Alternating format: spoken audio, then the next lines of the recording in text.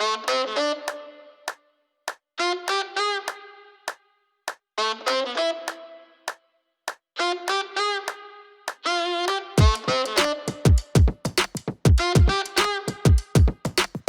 datang, selamat sore, salam sejahtera untuk kita semua. Apa kabar? Semoga teman-teman Hoster People selalu dalam keadaan yang sehat tentunya dan dapat menerima ilmu juga informasi yang menarik banget dari acara MarketingCon by Niaga Hoster sesi 3 ini. Oke, sebelumnya Niaga Hoster itu berdiri adalah perusahaan web hosting yang sudah berdiri sejak tahun 2013.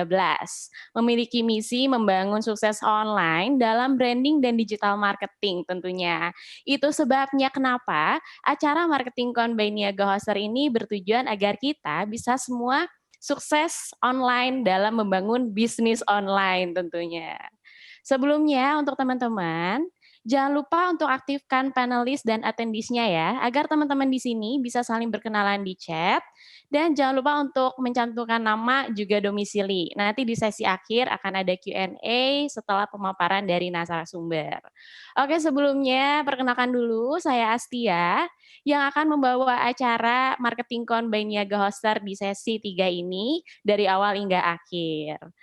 Oke, tentunya teman-teman di sini ingin tahu nih, gimana sih cara menciptakan brand yang kuat di tengah maraknya persaingan brand-brand baru dan juga yang udah sustain sebelumnya. Nah, di kesempatan kali ini kita menghadirkan narasumber yang sangat luar biasa yang sudah ahli di bidangnya, yang merupakan seorang social media spesialis dan beliau adalah digital koordinator Museum Macan. Pasti teman-teman sebelumnya udah pernah dengar dong Museum Macan itu apa dan bahkan udah pernah datang ke Museum Macan itu. Nah, maka dari itu langsung aja kita hadirkan narasumber kita yaitu Mas Reza Zevanya Mulia. Halo, Halo Mas Reza. hai, selamat sore. Mas Zevan ya Ya, panggilannya ya? ya, aku dipanggilnya Zef. Oke, selamat sore Mas. Apa kabar? Kabar baik di Jakarta gimana? Baik, suara Mas Zevannya kedengeran nggak ya? Halo, Kedengeran ya? aku Oke, oke. sip sip. Teman-teman gimana yang menonton? Apakah aku terdengar? Boleh. Kedengeran kedengeran. Oke, mantap. Oke, mantap. Mas Zevan boleh langsung dimulai aja kali ya sesi presentasinya? Oke, boleh. Oke, Semoga presentasiku ini lancar dan akan terlihat oleh amin. semua ya. Amin. Oke. Oke, Halo, silakan Mas Zevan. oke. Bentar. Aku sudah. Sudah Oke, terlihat ya. terlihat. Oke. Pertama-tama aku ingin terima kasih kepada tim dari Niaga Hoster yang telah mengundang aku dari sebagai perwakilan dari Museum Macan ke acara yang seru banget ini. Aku nggak sabar untuk berbagi cerita tentang bagaimana kami sebagai institusi non-profit sebenarnya bekerja di dalam bidang media sosial kayak gitu. Pertama kita kenalan dulu ya. Salam kenal, aku Reza Zevanya Mulia. Aku saat ini sedang bekerja sebagai digital koordinator di Museum Macan. Aku biasanya dipanggil Zevan, atau biasanya kalau di media sosial, aku dikenal dengan namanya Mimin Macan sih dipanggilnya. Kayak gitu. Dan aku juga, kami di tim media sosial Museum Macan juga melabeli diri kami sendiri sebagai Mimin Macan gitu untuk lebih akrab aja dengan followers kayak gitu. Nah, aku mau cerita sedikit tentang pengalaman kerjaku. Jadi sebelum aku bekerja di Museum Macan, aku sudah 5 tahun berkecimpung bekerja di dunia digital dan media sosial untuk lebih kebanyaknya itu adalah acara-acara yang berbasis kebudayaan seperti konser, pameran, pameran seni rupa, lalu juga ada pagelaran teater seperti itu. Ini adalah portofolio aku. Kemudian tapi selain untuk bekerja sebagai pekerja media sosial di institusi budaya, aku juga pernah memiliki pengalaman untuk bekerja di korporat. Jadi aku pernah istilahnya apa ya, mengemban di dua dunia yang berbeda kayak gitu. Aku pernah kerja di Line dan juga sebuah korporat bernama Indo Sterling, dengan yang pastinya tentu saja sangat berbeda dengan apa yang aku kerjakan saat ini. Nanti kita akan sama-sama berbagi cerita gimana apa sih bedanya kalau megang sosial media untuk dua hal yang berbeda ini kayak gitu. Nah, untuk kerja sebagai digital koordinator itu ternyata sebenarnya tidak hanya fokus utamanya itu di media sosial aja, tapi juga ada turunan-turunan lain. Oh ya, cerita sedikit bahwa aku berada di bawah marketing dan komunikasi di divisi tersebut untuk mengemban tugas di publikasi website dan tentu saja media sosial ya, dan juga newsletter gitu. Dengan sistem kerja merencanakan konten, lalu upload konten ke masyarakat, dan juga evaluasi konten yang telah dihadirkan gitu. Jadi kerjanya nggak hanya jadi mimin aja. Kayak gitu. Oke, selanjutnya aku akan cerita sedikit tentang institusi di mana aku bekerja. Aku pengen tahu dari teman-teman ada nggak sih sebenarnya yang mengenal Museum Macan, atau ada yang udah belum? Udah ya, kalau ada yang belum, aku mau kenalan sedikit. Jadi Museum Macan itu adalah singkatan sebenarnya dari Museum of Modern and Contemporary Art in Nusantara, kayak gitu.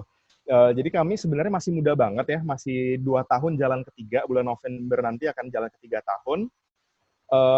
Kami berdiri di Jakarta Barat, di daerah Kebonjeruk, dan salah satu visi misi kami itu adalah untuk menghadirkan akses dari seni rupa, pendidikan seni rupa, dan juga membuka relasi kepada teman-teman lain untuk masuk ke dalam ekosistem seni rupa yang ada di Indonesia. Seperti itu. Puji Tuhan, selama perjalanan kami selama 2 tahun, kami telah mencapai beberapa pencapaian-pencapaian. Salah satu yang cukup membanggakan yaitu adalah kami tercantum sebagai World's 100 Greatest Place versi majalah Time. Itu tempat paling membahagiakan di dunia. Lalu juga kami juga cukup masuk ke dalam daftar pencarian Google nomor 7 kategori peristiwa dan hiburan.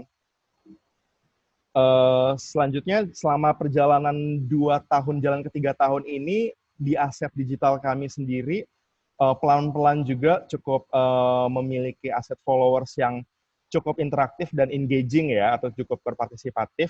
Salah satu media sosial utama kami yaitu adalah Instagram. Saat ini memiliki followers sebanyak 101.500 orang, dan cukup menyenangkan dalam kerja saya sebagai admin untuk berinteraksi dengan para masyarakat netizen ya dibilangnya. Oke, sebenarnya akan aku highlight di sini adalah kalau jika ada, aku berharapnya jika ada teman-teman dari pelaku media sosial lain yang sebenarnya berkecimpung di bidang-bidang kebudayaan gitu, atau institusi non formal, sebenarnya apa sih yang membedakan? Tentu saja berbeda dengan bagaimana kita memegang brand apa namanya, brand yang basisnya adalah profit ya, atau korporat. Walaupun kalau mencari kesamaannya, tentu saja kita akan mencari engagement dari para followers kita yang akan mencapai tujuan-tujuan kayak gitu. Kalau di Museum Macan sendiri, kami memiliki 2 konten pilar. Konten pilar itu apa sih sebenarnya? Konten pilar itu kalau di media sosial tuh adalah sebuah payung utama dari komunikasi yang kita hendak sampaikan ke masyarakat. Kita tuh ingin berbicara apa yang hendak kita komunikasikan ke masyarakat kayak gitu. Di Museum Macan itu ada 2, yaitu adalah akses publik terhadap seni rupa dan ekosistemnya, dan juga adalah akses publik terhadap pendidikan seni rupa kayak gitu. Jadi ada 2 hal ini yang tentu saja menjadi payung terhadap beberapa konten-konten turunan lainnya kayak gitu. Selanjutnya, untuk kita sebelum menjalankan sebuah kerja media sosial untuk mencapai kesuksesan dari brand yang kita angkat, kita tuh juga harus perlu tahu audiens kita tuh siapa sih sebenarnya. Jadi untuk tahu tuh, kita tuh ngobrolnya sama siapa, kepada siapa sih kita menyampaikan pesan-pesan dari brand kita kayak gitu. Untuk Museum Seni Rupa dan tentunya khususnya Museum Macan ya, kita akan berbicara kepada pegiat seni, penikmat seni, seniman, dan juga tentu saja pelajar, karena kami berbentuknya museum, tentu saja pelajar dan pendidik atau guru adalah salah satu target utama kami yang hendaknya kita tuju gitu di audiens kami. Dan tentu saja ketika ruangan museum kami masih buka, ada yang namanya, tentu saja kami menargetkan turis dan wisatawan untuk dapat hadir di museum kami kayak gitu. Nah, apa aja sih sebenarnya tantangan seorang pelaku media sosial ketika kita menyampaikan tentang visi misi museum kayak gitu? Tentu saja Museum Seni Rupa itu belum banyak, masyarakat Indonesia yang belum banyak familiar tentang Museum Seni Rupa kayak gitu. apalagi bagaimana kita memperkenalkan museum tuh apa sih, jangan-jangan tuh masih ada aja orang um, yang bertanya museum tuh jangan-jangan tempat barang-barang kuno ya kayak gitu. Gimana konteksnya kalau museum seni rupa kayak gitu. Dan salah satu tantangannya adalah bagaimana kita mengerti karakter netizen kita yang beragam. Ada juga netizen yang nanya mulu nih, padahal di highlight udah ada kan harganya, kayak harga masuk tiketnya berapa sih gitu. Atau misalnya, jam museumnya tuh bukanya jam berapa ya gitu. Ada banyak banget model-model netizen di luar sana. Dan tentu saja ada tantangannya adalah miskonsepsi dari peran museum gitu. Ada masanya di mana Museum Macan sedang ramai ketika pameran Yayoi Kusama, salah satu perupa terkenal di dunia internasional pameran. Bahkan banyak warga juga yang mengira Museum Macan itu menampilkan tuh karya satwa gitu karena namanya Macan ya. Jadi untuk mencari tahu bahwa Macan itu adalah singkatan itu juga sesuatu tantangan tersendiri bagi kami kayak gitu. Selanjutnya, saat PSBB terjadi di Jakarta khususnya ya, ini adalah tantangan banget, tantangan baru yang kita semua pasti tidak menduga-duga bahwa hal ini akan terjadi. Semua rencana kami selama 1 tahun itu harus berganti. Bagaimana sebuah museum yang sifatnya adalah bangunan fisik atau offline harus berganti, harus pivoting ke arah yang online kayak gitu. Nah, tentu saja makin banyak permasalahan-permasalahannya. Jadi aku ingin mencoba menampilkan tips and trick bagaimana kita sebagai brand bisa menanggulangi hal-hal yang sifatnya itu tidak terduga-duga di masa-masa kritis seperti ini kayak gitu. Yang pertama, setelah kalau kita udah tahu demografi ataupun audiens yang hendak kita tuju, kita tuh harus cari tahu bagaimana kita membedakan masing-masing istilahnya target audiens kita nih. Karena aku percaya bahwa sebuah brand itu tentu saja audiensnya tuh nggak hanya satu aja kayak gitu. Maksudnya kita memiliki teman aja kan punya teman yang sifatnya berbeda-beda kan satu sama lain. Untuk Museum Macan sendiri tuh ada target audiensnya misalnya untuk remaja, lalu bagaimana dengan audiens yang sifatnya adalah ibu rumah tangga ataupun misalnya para pekerja. Tentu saja apalagi kita punya pilar tadi, pilar pendidikan ya, kami akan harus bisa berbicara kepada para guru gitu, misalnya guru dari Sabang sampai Merauke tuh kita harus tahu caranya bagaimana berbicara kepada mereka. Nah, menurut kami salah satunya adalah dengan membedakan penggunaan kalimat ataupun gaya bicara sebenarnya dengan target-target yang hendak kita tuju gitu. Jadi setiap konten yang kita buat di media sosial itu kan tentu saja ada tujuannya kepada siapa nih, target audiens yang mana nih gitu. Ketika kita membuat sebuah konten menurut tentu saja bahasanya harus lebih formal, bagaimana istilahnya poster visual yang digunakan tuh tentu saja harus lebih gampang untuk dimengerti, tapi berbeda dengan kita berbicara kepada kaum milenial ataupun generasi Z gitu, atau generasi A bahkan sekarang yang udah harus apa-apa tuh serba cepat kayak gitu, apa-apa tuh harus super trendy dan sangat dekat dengan isu-isu terkini gitu. Atau kita harus tahu juga emoji-emoji apa sih sebenarnya yang sedang digunakan oleh para netizen itu gitu. Penggunaan bahasa dan penggunaan kanal media sosial yang tepat itu tuh salah satu trik di mana kita dapat meraup audiens seluas-luasnya gitu. Kita bisa menggunakan misalnya masyarakat yang lebih agak memiliki rentang umur 30 tahun ke atas atau 40, mereka tuh sebenarnya lebih banyak di kanal media sosial Facebook kayak gitu. Jadi untuk Instagram tentu saja dengan masyarakat yang lebih muda, tapi untuk tahu-tahu insight ataupun demografi tersebut adalah sesuatu yang baik bagi sebuah brand untuk mengetahui audiensnya. Oke, selanjutnya. Dari sistem kerja online yang tiba-tiba berubah itu, yang darinya pindah dari museum tiba-tiba harus kita targetkan ke kanal-kanal media sosial. Ini adalah pencapaian kami selama 3 bulan terakhir. Tentu saja ini adalah hasil kerja bersama dari tim edukasi, tim program publik, dan juga tim desain yang sama-sama bantu-membantu dalam menciptakan konten yang interaktif. Kita perlu menggarisbawahi bahwa konten-konten yang kami hadirkan tuh harus, ataupun kita hadirkan itu tuh harus sangat interaktif, karena sifatnya itu kan sekarang sudah berubah ya. Bagaimana kita membuat masyarakat itu harus tetap engage ataupun tetap terkait dengan konten-konten yang kita hadirkan kayak gitu. Nah, selanjutnya bagaimana sih kita menggali potensi setiap kanal media sosial atau channel-channel media sosial yang kita gunakan untuk mencapai audiens seluas-luasnya. Oke.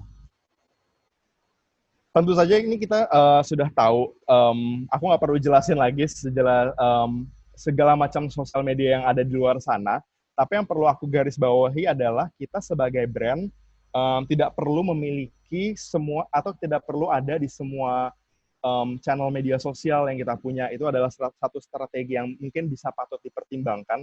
Kalau kita mau fokus di Instagram aja juga nggak apa-apa banget sebenarnya. Toh juga Instagram itu kan banyak banget fitur-fiturnya sekarang, ada story, ada video, bahkan ada reel yang mau nyaingin TikTok, kayak gitu. Nah, ini adalah salah satu contoh dari keunggulan-keunggulan masing-masing media sosial. Nanti slide ini akan saya bagikan kepada teman-teman, jadi aku bisa skip dulu aja. Yang perlu aku garis bawahi adalah kita bisa memiliki media sosial lain yang menjadi pendukung dari media sosial utama kita gitu. Museum Macan sosial media utamanya adalah Instagram, tapi kami punya Spotify nih. Biasanya kan yang punya Spotify itu hanya digunakan orang buat dengar musik atau misalnya untuk musisi mempromosikan lagunya. Tapi di Spotify ini kami memiliki dua approach atau dua pendekatan, yaitu ada yang serius, ada yang fun. Yang serius itu kita punya program namanya Macan A to Z untuk menghadirkan podcast ataupun berisi tentang ilmu pengetahuan tentang seni rupa sendiri. Tapi di lain pihak kami punya namanya playlist namanya Irama Macan nih. Irama Macan tuh fungsi untuk menemani masyarakat yang bahkan sedang work from home, sedang masak di rumah, sedang melakukan segala macam tuh ada moodnya di Irama Macan gitu. Nah, selanjutnya tuh setelah kita punya followers yang cukup banyak ataupun followers angka yang sudah cukup di media sosial kita, gimana sih caranya membuat mereka terus berpartisipasi dari kegiatan yang hendak atau program ya. Kalau Museum Macan itu mengandalkan sistem program. Gimana sih caranya menjadikan mereka sebagai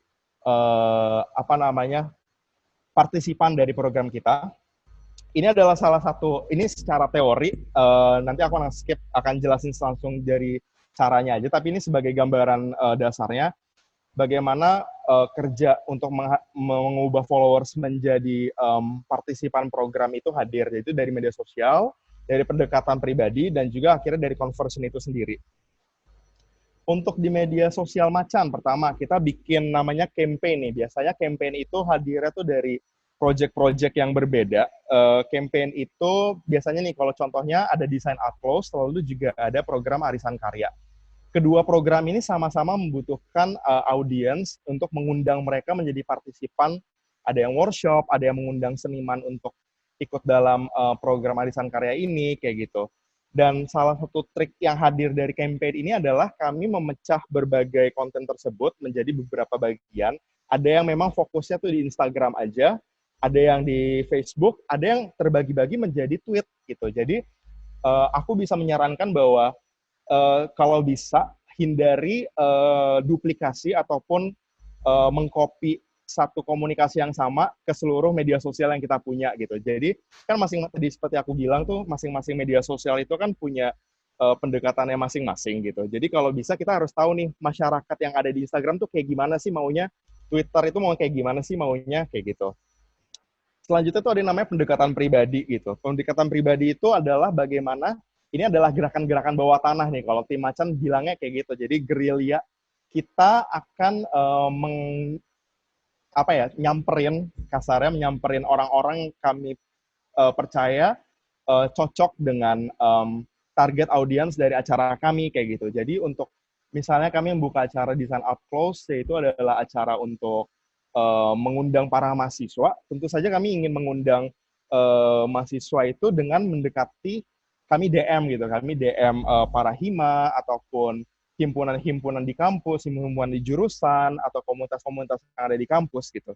Karena kami percaya tidak ada salahnya bagi sebuah brand untuk terjun langsung ataupun turun ke masyarakat dengan mend-DM mereka atau mengajukan pesan pribadi untuk selalu minta tolong untuk membantu menyebarkan pesan tersebut, dan juga jangan lupa untuk terus mengucapkan terima kasih gitu. Aku pikir nggak ada salahnya untuk terus-terus bilang tolong dan terima kasih gitu. Selanjutnya, ketika misalnya kita udah dapat masyarakat nih, misalnya masyarakatnya yang dari followers udah mau join ke acara kita, misalnya acara live streaming kita nih kayak saat ini nih yang diadakan Yaga Hoster, apa sih selanjutnya kelanjutannya biar apa yang kita lakukan itu dapat istilahnya tuh berkelanjutan dan sustainable gitu. Tentu saja kita bisa mengundang kembali mereka ke acara selanjutnya dengan menghadirkan angket gitu. Angketnya adalah seperti, oh acara yang kami hadirkan kira-kira cukup memuaskan nggak ya? Atau kamu berharapnya bulan depan ada acara apa sih gitu. Jadi kami istilahnya mengayomi para peserta dari acara tersebut seperti teman sendiri ingin mendengar istilahnya masukan mereka kayak gitu. Kenapa sih kita melakukan seperti ini? Karena mungkin teman-teman menyadari bahwa di awal pandemi saat PSBB itu terjadi, banyak seluruh brand itu hadir dalam bentuknya tuh Instagram Live kayak gitu. Cuman ketika 3 bulan udah berjalan Instagram Live saat ini, apakah masih relevan hal itu terjadi? Aku sepertinya melihat bahwa attention span ataupun pusat perhatian orang tuh saat ini tuh super singkat ya. Jadi aku kalau melihat kayaknya sayang banget kalau misalnya kita hanya hadir di Instagram Live, tapi tiba-tiba jumlah angkanya tuh drop tiba-tiba kayak gitu. Jadi menurutku kita harus menciptakan sebuah program yang berkelanjutan yang akan aku jelaskan setelah slide berikut ini.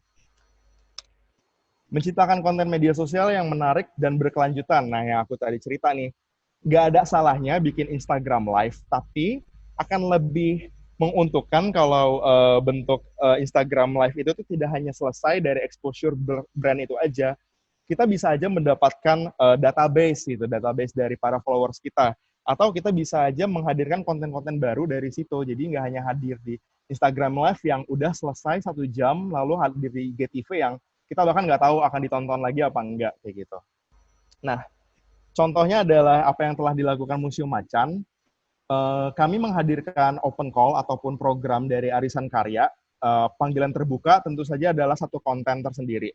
Kemudian setelah panggilan terbuka terjadi, kami mempromosikan para peserta yang telah tergabung dalam acara tersebut dalam bentuknya katalog.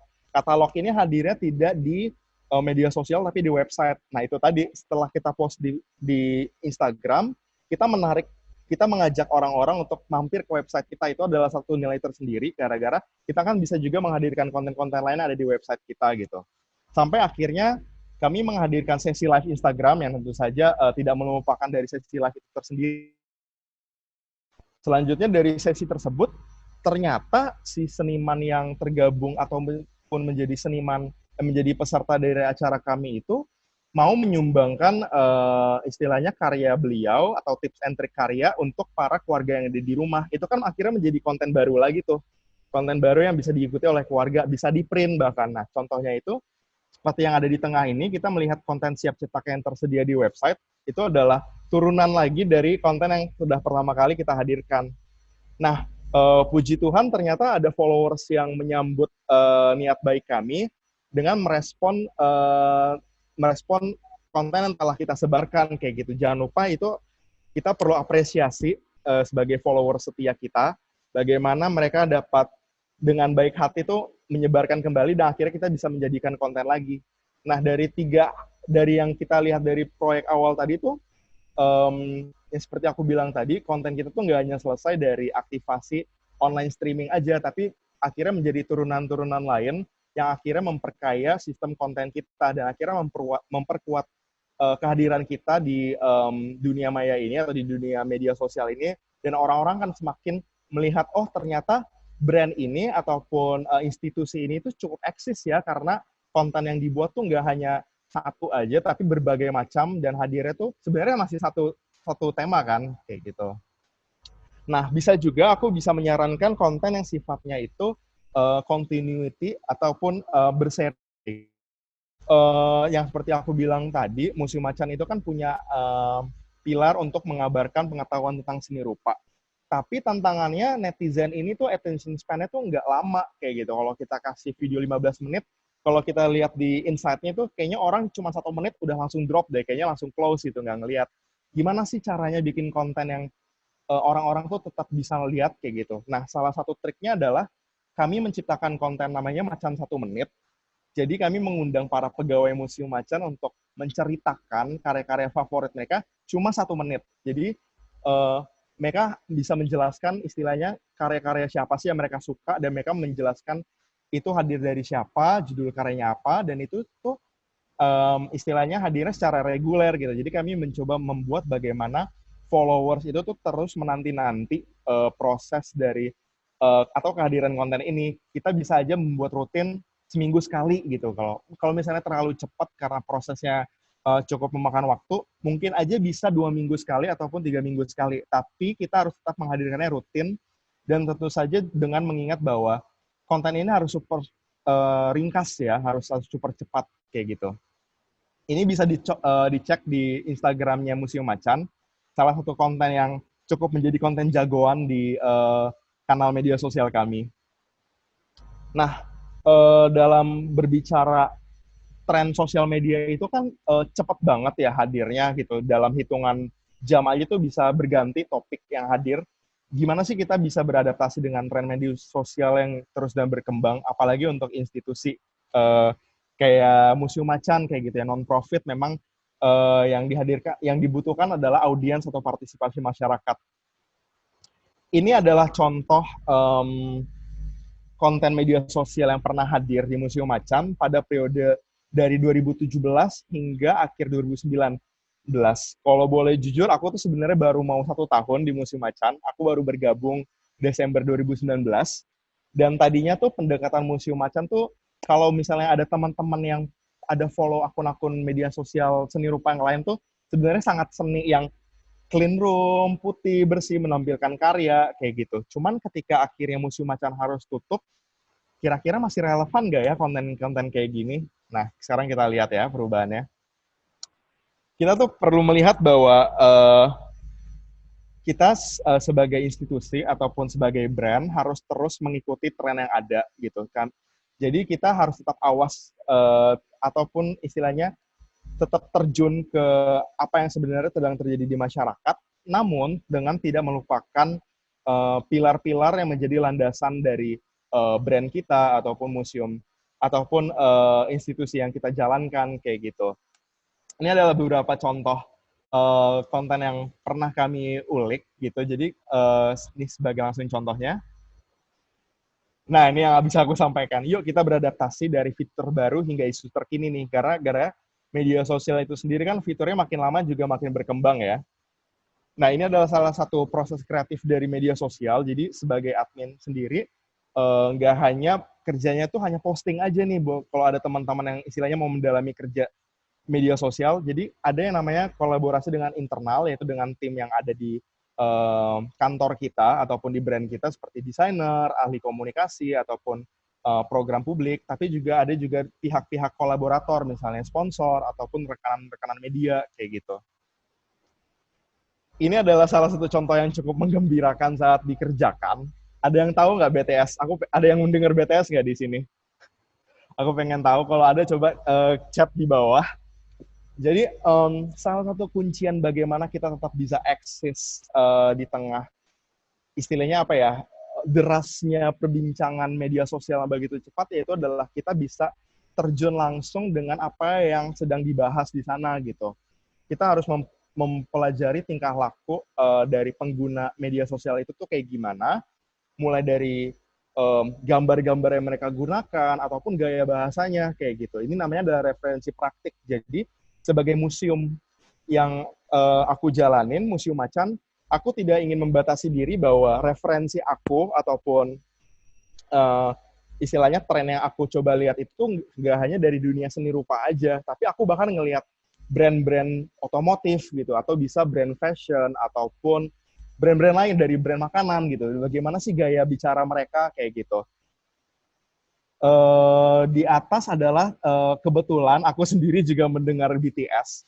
Jadi salah satu kuncinya adalah sebagai brand kita juga harus jujur ketika kita menciptakan atau mencoba gabung di dalam kita gabung dalam komunikasi yang sedang terjadi di media sosial, biar kita menghindari dampak negatif ya, ataupun respon-respon negatif dari netizen, walaupun sebenarnya itu tidak bisa terhindari, tapi akan lebih baik ketika kita hendak terjun ke suatu isu, itu adalah isu yang sebenarnya cukup dekat dengan istilahnya kita punya pengetahuan dalam membahas itu tersebut gitu. Kebetulan BTS ini adalah salah satu boy band yang cukup dekat dengan dunia seni rupa. Jadi aku sendiri, dan aku juga ngedenger BTS, jadi aku bisa istilahnya ikut nimbrung di konten-konten yang mereka hadirkan kayak gitu. Atau bahkan fitur yang terbaru itu fitur di Twitter, polling ya, kita polling-polling receh aja sebenarnya gitu, kayak kamu tuh tim tempe bacem atau tim tahu bacem, atau kalau misalnya beberapa tahun terakhir tuh kamu tim bubur diaduk apa bubur nggak diaduk sih sebenarnya. Nah, kebetulan waktu itu Museum Macan itu pernah merencanakan sebuah acara namanya Angkringan Mbak Mel. Mbak Mel itu adalah seorang perupa dari Solo yang cukup dekat dengan kebudayaan angkringan gitu dalam menghadirkan proses berkaryanya dengan masyarakat. Jadi kami ingin menghadirkan itu. Tapi sebelum kami mengundang masyarakat untuk hadir ke museum dan ikut itu, kami menghadirkan sebuah polling kecil-kecilan di mana ya itu tadi polling-polling receh aja. Mereka tuh tim tempe bacem apa tahu bacem sih gitu. Nah, ini adalah salah satu konten yang baru banget dan trennya ini juga hadir 2 minggu yang lalu kalau nggak salah. Ini adalah kalau yang dalam konteksnya kalau ada teman-teman yang belum tahu adalah bagaimana kita yang selama ada di karantina atau di PSBB itu cukup bosen di ruangan gitu. Kayak aku sendiri hanya di kamar kosan. Kita berandai-andai bagaimana seandainya kita ada di suatu tempat yang indah kayak gitu. Nah, kebetulan Museum Macan punya berbagai koleksi karya yang aku pikir ada yang cocok untuk diikut sertakan dalam tren ataupun isu yang sedang hadir ini gitu. Jadi aku meminjam captionnya, yaitu adalah mentally here, we're mentally here gitu, dengan formatnya adalah menghadirkan gambar yang indah kayak gitu. Selanjutnya, nah ini juga salah satu contohnya, ini yang sama sebenarnya saat orang-orang di tengah pandemi itu ada hasrat-hasrat ingin dandan, tapi kan nggak bisa kemana-mana ya gitu. Jadi banyak orang yang bilang, aku pengen dandan tapi nggak bisa kemana-mana nih. Jadi aku pinjam sentimennya untuk menghadirkan konten. Sebenarnya kontennya juga konten edukasi gitu. Aku mempromosikan bahwa Museum Macan itu punya koleksi lukisan loh ternyata gitu. Walaupun tampilan di media sosialnya itu cukup nyeleneh dalam kita istilahnya menunggangi suatu isu atau meme ya, isu-isu yang jenaka, tapi kita juga tidak lupa untuk istilahnya mempromosikan hal yang serius gitu, yaitu adalah kita bisa mengetahui tentang karya seni itu lebih lanjut di website kita kayak gitu. Jadi nggak hanya selesai yang seperti aku bilang tadi, jangan sampai konten yang kita buat itu selesai hanya di satu channel aja. Nah, ini juga adalah salah satu trik untuk bagaimana konten kita tuh bisa survive ataupun brand kita tuh bisa bikin konten receh aja. Ini mungkin teman-teman yang megang media sosial sudah banyak yang melakukan ini ya gitu. Jadi konten-konten bingo, konten-konten pertanyaan, istilahnya hal-hal yang istilahnya mengundang partisipasi masyarakat. Nah, tapi ketika masyarakat akhirnya berpartisipasi, jangan lupa nih untuk kita respon, kita bisa, ya paling gampangnya kita love ya, atau kita like, tapi bagaimana juga kita bisa repost, kita bilang, makasih ya udah ikutan, atau kita bisa respon misalnya di slide yang ini, yang warna merah, ini adalah kita bikin polling jujur-jujuran. Ayo ngaku, kamu kalau ke museum tuh pernah megang karya gitu. Kalau misalnya ada netizen yang menjawab, iya nih aku pernah megang karya, terus kita repost, ya kita jangan marahin, tapi kita balas dengan hal yang nyeleneh aja kayak, ayo gitu, jangan diulangin lagi ya kalau nanti museumnya udah buka. Nah, akhirnya kan kita juga akhirnya mempromosikan bahwa ada harapan bahwa museum yang sedang kita jalani ini tuh akan buka kembali suatu hari kayak gitu. Ini adalah suatu konten juga. Oke. Konten ini mengundang orang-orang untuk screen capture dan laporin ke Macan via media Instastory waktu itu. Jadi mengundang mereka untuk berharap-harap, ini kayak main game sebenarnya. Jadi sebenarnya emang nggak ada hadiahnya, tapi konten seru-seruan ini ternyata terbukti bahwa banyak orang yang mau berpartisipasi asal komunikasinya itu terjadi dua arah. Jadi nggak hanya mereka menghadirkan konten, membalas konten bagi kita, tapi bagaimana kita juga merespon mereka kayak gitu. Selanjutnya, ini menurutku adalah masa depan dari yang akan terus dilakukan museum di 1 tahun ke depan, yaitu adalah berkolaborasi. Kita sebagai brand ataupun institusi itu tidak cukup hanya dapat berdiri sendiri gitu. Aku percaya bahwa kita bisa berkolaborasi dengan sesama teman-teman brand yang satu rumpun ataupun satu acuan kita, atau bahkan yang sama sekali enggak gitu. Museum Macan tentu saja sering berkolaborasi dengan institusi-institusi kebudayaan yang lain, dengan museum-museum yang lain.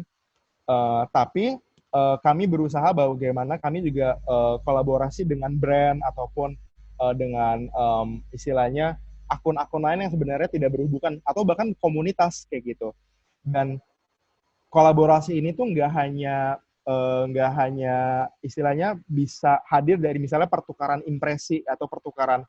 Kalau kita kolaborasi dengan, ini kalau aku bisa cerita sedikit dengan salah satu brand kacamata, waktu itu bentuknya giveaway ya ternyata. Jadi nggak hanya hadir dari bentuknya giveaway, tapi bisa juga kita kolaborasi dengan pakar teknologi untuk bikin VR atau virtual reality untuk atau filter Instagram bahkan. Yang salah satu yang menarik adalah Museum Macan pernah direspon oleh salah satu kolektif atau komunitas K-pop gitu. Mereka merancang playlist yang cocok untuk didengarkan di museum, dan itu adalah lagu-lagu K-pop. Dan itu sebenarnya kan suatu kolaborasi yang cukup unik dan menyenangkan untuk dihadirkan kembali. Tentu saja kita bisa saling bertukar promosi, bagaimana kita bisa mendapatkan audiens dari komunitas yang kita kerjasama, dan komunitas tersebut juga mendapatkan audiens dari followers yang Museum Macan punya, kayak gitu. Dan tentu saja kita juga harus membagikan cerita gembira dari followers setia. Apa sih cerita gembira? Yang seperti aku bilang tadi, kalau misalnya ada teman-teman followers yang cukup intens merespon Macan, tentu saja kita bisa menghargai mereka dengan mengangkat profil mereka gitu, atau misalnya merespon konten yang telah mereka buat. Pada gambar yang pertama ini terjadi saat Museum Macan pertama kali dibuka pada November 2017. Ada seorang followers kami yang menggambarkan situasi, dan kontennya itu sangat bagus, dan menurut kami perlu mengapresiasi apa yang telah ia lakukan, dan akhirnya konten tersebut tuh menjadi konten baru bagi kami, dan juga kami juga sebagai bentuk terima kasih kepada mereka. Dan yang seperti aku udah contohin tadi, bagaimana konten yang udah Museum Macan hadirkan secara digital, ternyata ada loh yang ngeprint dan jadi bahan ajar di sekolah. Ini adalah dari Ibu Guru Anissa dari SLB DB di daerah Depok. Beliau menghadirkan konten yang dihadirkan Macan tuh menjadi bahan ajar bagi anak-anak berkebutuhan khusus. Dan itu tuh adalah satu konten yang menurut kami cukup priceless ya. Kami sendiri sangat terkejut, dan ini tuh nilainya tuh sangat berharga bagi kami untuk akhirnya bisa menyampaikan kembali apa yang terjadi di luar sana, apa yang telah dilakukan oleh Ibu Anissa Anggreni ini. Kami bagikan kembali ke teman-teman yang lain, dan bisa menjadi contoh bahwa, oh ternyata konten-konten yang kita buat itu tuh gak hanya melulu bisa selesai hanya di layar laptop kita atau di layar smartphone kita, tapi kita bisa membawa ke rumah, kita bisa olah kembali, dan bisa kita bagikan ke teman-teman yang lain, kayak gitu. Nah, what's next nih? Kalau boleh jujur, kalau tadinya kita tuh cukup cepat berganti istilahnya strategi media sosial, karena kan juga tidak ada yang menyangka pandemi yang terjadi dari awal tahun ini bisa sangat berdampak bagi seluruh industri, aku percaya. Apa sih sebenarnya yang akan kita sebagai pelaku media sosial itu istilahnya persiapkan untuk hadir di tahun 2021 nanti? Kalau di tahun ini kita sambil kilas balik dulu, di tahun 2017 dan sampai 2019, fokus Macan adalah visual dari karya seni yang hadir di institusi atau di museum kami. Lalu 2020 kami harus secara cepat mengubah konten-konten yang tadinya ada di institusi menjadi konten-konten yang sifatnya berbeda, yaitu audio visual di podcast, ataupun video di YouTube, ataupun misalnya streaming di ataupun sesi video di Zoom, kayak gitu. Apa sih yang bisa kita tanggulangi di ataupun kita persiapkan di 2021, aku percaya tentu saja dengan teman-teman dari bidang-bidang lain yang sedang mempersiapkan bagaimana kita tetap aman di kondisi di tahun depan. Jadi aku rasa kita harus pelan-pelan, tidak serta-merta harus istilahnya langsung hadir secara fisik kembali gitu. Dalam misalnya kalau dalam konteks museum atau museum seni rupa, kita nggak bisa serta-merta hadir tiba-tiba buka aja kayak gitu. Dan tentu saja dengan ada batasan-batasan fisik kayak tiba-tiba protokol-protokol yang hadir kayak gitu. Tapi kita bisa aja terus istilahnya juga jangan memberhentikan konten-konten yang udah kita usahakan selama pandemi ini terjadi. Jadi ketika misalnya kalau misalnya ternyata pandemi ini selesai, ya kontennya itu jangan hilang gitu aja karena itu adalah aset yang telah kita buat selama beberapa bulan ini. Kalau di Museum Macan berarti udah 6 sampai 7 bulan ya dan masih akan terjadi sampai akhir tahun. Kita jangan serta-merta selesai konten gitu itu aja, tapi bisa menjadi perpanjangan dari konten-konten lain gitu. Sedikit bocoran, di akhir tahun dan sampai 2021 nanti, Museum Macan memiliki inisiatif untuk menghadirkan program hybrid gitu. Hybrid atau campuran antara online dan offline kayak gitu. Jadi apa yang hadir di fisik juga terjadi secara online. Lalu museumnya itu akan kita buat menjadi virtual. Mungkin teman-teman sudah menikmati berbagai acara virtual dan kami sedang mencari formula yang tepat dan baik untuk istilahnya pameran kami itu bisa menjangkau masyarakat lebih luas lagi dari Sabang sampai Merauke, namun juga dengan tetap mencakup atensi ataupun sumber perhatian orang tuh terus hadir di konten yang kita hadirkan kayak gitu. Dan juga untuk workshop ataupun lokakarya dari misalnya lokakarya berkarya bersama seniman ataupun bersama perupa itu akan hadir secara bersamaan via Zoom. Jadi kita juga terus menggali potensi-potensi apa sih sebenarnya yang dihadirkan di media sosial ataupun kanal digital. Karena aku percaya orang-orang yang kerja di platform-platform seperti Instagram atau Facebook sendiri juga pasti akan mencari cara bagaimana di tengah pandemi kayak gini, di mana orang-orang tuh mau nggak mau hiburannya adalah smartphone misalnya atau laptop, pasti mereka akan menelurkan fitur-fitur baru. Dan sekarang bagaimana kita sebagai brand mau beradaptasi dengan fitur-fitur tersebut, dan bagaimana kita bisa mengolahnya dengan istilahnya identitas yang bisa kita punya gitu. Nah, setelah seluruh konten itu terjadi, jangan lupa nih kita juga harus ingat bahwa kita harus mengevaluasi dari konten yang kita buat. Kenapa sih kita harus mengevaluasi? Karena kita untuk melihat bahwa apakah konten yang kita lakukan tuh udah berhasil apa belum sebagai brand, apakah kampanye yang kita lakukan tuh bisa meraup orang secara banyak apa enggak gitu. Contohnya adalah kita bisa membuat report ataupun laporan mingguan bagaimana tuh follower naik apa makin turun ya kayak gitu. Atau misalnya setelah kita hadirkan sebuah kampanye acara, dari jumlah likes yang kita dapetin di poster acara tersebut, yang daftar berapa ya? Kalau misalnya jangan-jangan yang likes ada 500 orang, tapi yang daftar cuma 10 orang nih, kira-kira bertanya nih, kira-kira yang terjadi apa sih? Kayak gitu. Dan jangan lupa kita juga harus mengukur sentimen masyarakat ataupun netizen yang mampir. Kita harus lihat komentar-komentar yang masuk tuh apa sih gitu, atau DM-DM yang masuk tuh kayak gimana, apakah mereka bahagia, apakah mereka cukup kebingungan. Kalau ternyata banyak yang bingung, oh ternyata mungkin aja konten kita tuh yang kita hadirin tuh penggunaan bahasanya tidak cukup istilahnya gampang untuk dicerna. Jadi kita bisa mengulangi konten itu kembali dengan bahasa yang mungkin lebih gampang untuk dipahami masyarakat. Dan jangan lupa kita juga harus melihat konten yang kita hadirkan itu berhasil atau biasa aja atau tidak berhasil nih ya. Kalau di Museum Macan tuh ada 3 tipe, ada konten jenis A, jenis B, jenis C gitu. Konten A tuh tentu saja yang berhasil banget, likes-nya banyak, di-share berbagai macam orang, di-explore itu banyak, ataupun bahkan menjadi viral kayak gitu. Konten B itu yang biasa-biasa aja, tapi memiliki potensi untuk istilahnya tetap menyebar ke masyarakat. Dan konten C ini adalah konten yang mungkin secara impression ini ataupun secara dampak itu tidak cukup baik, tapi kita jangan bersedih, kita karena bisa aja mengubah konten tersebut dengan format yang berbeda gitu. Kalau misalnya konten nggak ada yang nonton nih, ternyata viewersnya jelek, oh mungkin aja secara algoritma itu memang jelek, tapi kita bisa mengubah konten tersebut menjadi konten poster misalnya, yang tentu saja akan memiliki dampak yang berbeda dari konten video kayak gitu. Itu yang perlu kita hadirkan. Jadi jangan berkecil hati kalau kontennya ternyata tidak berhasil di masyarakat. Mungkin kita bisa mencari strategi lain, atau bahkan bisa berhasil di media sosial yang lain. Kalau di Instagram ternyata impresinya tidak begitu banyak, siapa tahu di Twitter bisa viral, kan kita nggak tahu gitu. Next, ini adalah 4 hal yang bisa aku hadirkan sebagai penutup presentasi aku hari ini. Bagaimana kita sebagai sebuah brand ataupun institusi menjadi kuat di media sosial. Yang pertama adalah kita harus fokus ke customer dan followers dan tren yang sedang berlangsung gitu. Jadi kita dan ini berhubungan dengan istilahnya apa yang aku sampaikan tadi.